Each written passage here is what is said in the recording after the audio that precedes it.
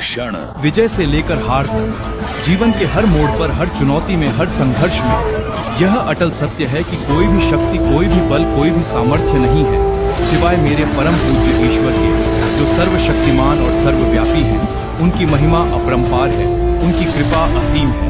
हम सभी को अल्लाह के रसूल की पवित्र और दिव्य रक्षा करनी चाहिए, उनके संदेशों का पालन करना चाहिए और उनके दिखाए गए मार्ग पर चलना चाहिए, क्योंकि वही हमें सही दिशा दिखाते हैं और हमें शांति तथा समृद्धि की ओर ले जाते हैं। हम अल्लाह के रसूल हैं, हम अल्लाह के रसूल हैं, हम पीछे नहीं हटेंगे भाइयों।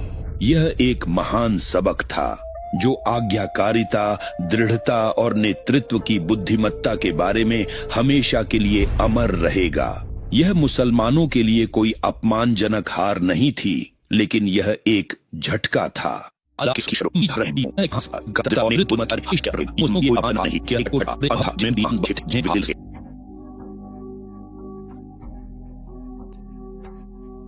कुरैश ने अपना बदला लेने का फैसला किया और मुसलमानों की सेना के 70 योद्धा शहीद हो गए, जिनमें अल्लाह के रसूल के चाचा हमजा बिन अब्दुल मुत्तलिब रजशीज़ भी शामिल थे।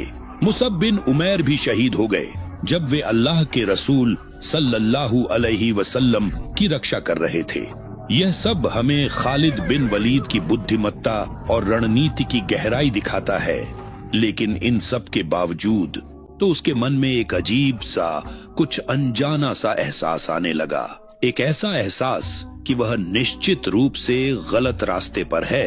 पहली बार खालिद ने यह गहराई से महसूस किया कि यह तथाकथित जीत असल में कोई सच्ची जीत नहीं है।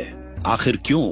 मुझे क्यों लग रहा है कि मैंने कुछ भी नहीं किया? क्या हम इसे जीत कह सकते हैं? या मैंने सच में कुछ किया है या मैंने कुछ गलत किया है? क्या मैं गलत था?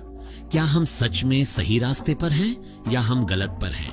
यह एहसास ही हिदायत की राह की पहली सीढ़ी था। एक ऐसा रास्ता जिसके बारे में उसे पता भी नहीं था कि वह उस पर चल रहा है, जब तक कि अहज़ाब की जंग नहीं आ गई। सिर्फ कुरैश की फौज की तैयारी ही काफी नहीं थी, रास्ता लंबा था और घेराबंदी बहुत कठिन थी। तो देखते हैं कि वे किस प्रकार और किस ढंग से पेश आते हैं, जब सभी शक्तिशाली और विभिन्न कबीलों ने, जो पहले एक दूसरे के विरोधी थे, अब उनके खिलाफ पूरी तरह से एकजुट हो गए हैं और एक साथ मिलकर खड़े हो गए हैं। खालिद बिन वलीद और अम्र बिन आस को फौज की पिछली सुरक्षा की जिम्मेदारी सौंपी गई। क्या उन्होंने सचमुच एक गहरी खाई खोद ली है? अच्छा, हमने तो सभी कबीलों को। ठीक है, तो चलो हम उन्हें घेर लेते हैं। घेरा 3 हफ्ते तक पूरी तरह जारी रहा, यहाँ तक कि गठबंधन की सेनाएं ठंडी और तेज हवाओं के कारण निराश होकर पीछे हट गईं और अल्लाह ने उनके दिलों में डर डाल दिया और उनके शरीरों को हिला दिया। यह सब खालिद की आंखों के सामने और कानों के सामने हुआ, जो सेना के पीछे था और मुसलमानों की एक चूक का इंतजार कर रहा था। लेकिन जब वे निराश होकर बिखर गए और लौट गए, तो उसके भीतर उठने वाली वह अजीब भावना और भी बढ़ गई।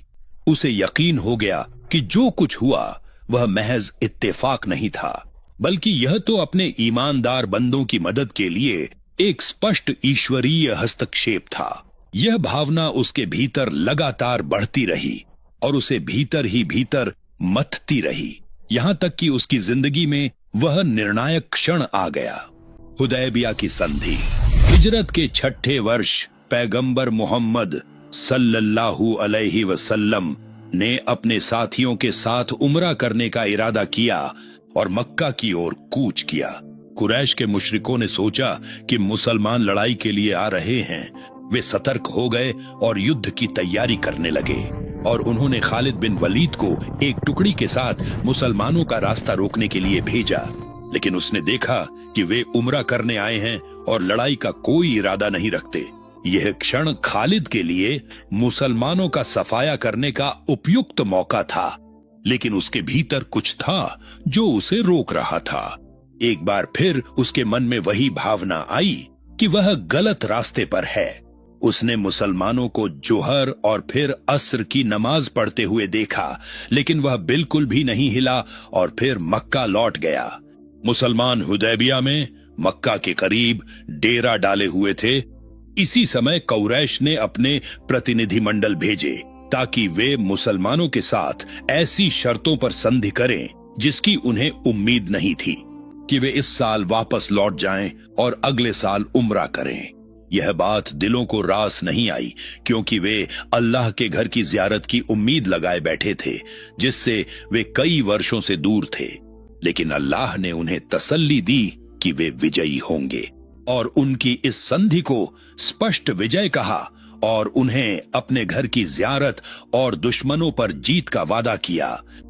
मुसलमान बहुत खुश हुए और संधि के बाद सुरक्षित लौटे जिसमें दोनों पक्षों और उनके सहयोगियों के बीच 10 वर्षों के लिए युद्ध विराम तय हुआ था। उस समय अल्लाह के रसूल ने इस अवसर का लाभ उठाया और सभी लोगों को अल्लाह के धर्म की ओर बुलाना शुरू किया। लोगों ने इस संधि को स्वीकार कर लिया। तो इस्लाम की ओर समूहों में और अकेले अकेले आ जाओ। यह सब बातें खालिद के कानों तक पहुंच रही थीं और उनका दिल अब हक की ओर झुकने लगा था।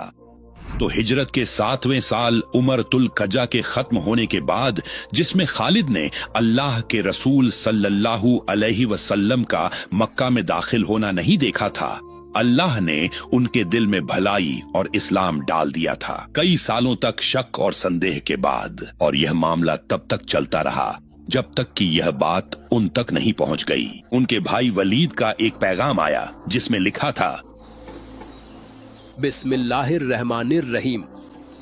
अम्मा बाद, मुझे इससे ज्यादा हैरान करने वाली कोई बात नहीं लगी कि तुम इस्लाम से दूर हो और तुम्हारा दिमाग, तुम्हारी अक्ल और इस्लाम जैसा दीन जिसे कोई अनजान हो, यह कैसे हो सकता है? अल्लाह के रसूल सल्लल्लाहु अलैहि वसल्लम ने मुझसे तुम्हारे बारे में पूछा और फरमाया, खालिद कहाँ है? तो मैंने कहा, अल्लाह उसे ले आएगा। उन्होंने कहा, उस जैसा आदमी इस्लाम से अनजान नहीं रह सकता। अगर वह अपनी ताकत और मेहनत मुसलमानों के लिए मुशरिकों के खिलाफ लगा देता तो यह उसके लिए बेहतर होता और हम उसे दूसरों पर तरजीह देते। तो ऐ मेरे भाई, जो कुछ तुमसे छूट गया है उसकी भरपाई कर लो, क्योंकि तुमने बहुत अच्छे मौके खो दिए हैं।